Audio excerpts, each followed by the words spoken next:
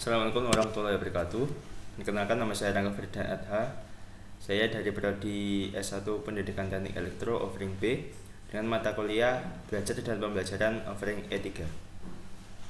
Di sini saya akan mempresentasikan dan menjelaskan tentang hasil kerja saya terkait dengan resume assessment sesuai dengan perintah pada si Bejar. Untuk itu akan saya jelaskan dan akan saya presentasikan seperti apa resume saya terkait materi asesmen untuk pembelajaran.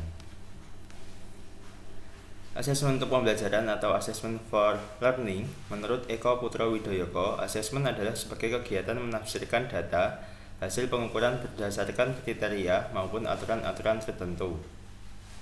Asesmen berguna untuk mengetahui kualitas pembelajaran peserta didik dan merupakan alternatif secara lebih efektif untuk mengetahui secara pasti apa yang diketahui dan apa yang belum diketahui oleh peserta didik. Elemen kunci dari asesmen pembelajaran adalah 1. Penggunaan metode bertanya yang efektif. 2. Umpan balik terhadap pekerjaan yang diakses. 3. Tujuan pembelajaran yang dirumuskan bersama antara guru dan peserta didik. 4. Peer and self-assessment. 5. Penggunaan asesmen untuk merencanakan pembelajaran. Siklus asesmen. 1. Guru merencanakan dan menyampaikan pelajaran. 2. Siswa belajar dan menunjukkan hasil belajar melalui aktivitas tertulis atau yang lain. 3. Guru mengakses hasil belajar, mengidentifikasi kekuatan dan kelemahan siswa secara lebih individual. 4. Guru merencanakan dan menyampaikan pelajaran berikutnya berdasarkan pencapaian keberhasilan. Untuk kategori asesmen pembelajaran itu sendiri ada 3, yakni asesmen terhadap pembelajaran atau assessment of learning. 2. Assessment untuk pembelajaran atau assessment for learning. 3. Assessment sebagai pembelajaran atau assessment as learning. Tujuan assessment. 1. Keeping track, yaitu menelusuri dan melacak suatu proses belajar peserta didik yang sesuai dengan rencana pelaksanaan pembelajaran yang sudah diterapkan. 2. Checking up adalah untuk mengecek pencapaian kemampuan peserta didik di dalam suatu proses belajar dan kekurangan-kekurangan peserta didik ketika mengikuti proses pembelajaran. 3. Finding out adalah mencari, menemukan, dan mendeteksi suatu kekurangan, kesalahan, atau kelemahan peserta didik di dalam suatu proses belajar. Yang 4. Summing up atau suatu cara untuk menyimpulkan tingkat penguasaan siswa terhadap kompetensi yang sudah ditetapkan.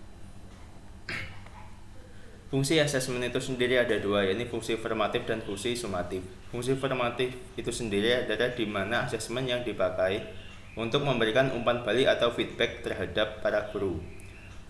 Sedangkan fungsi sumatif yaitu suatu fungsi sebagai penentu nilai belajar siswa dalam satu mata pelajaran tertentu.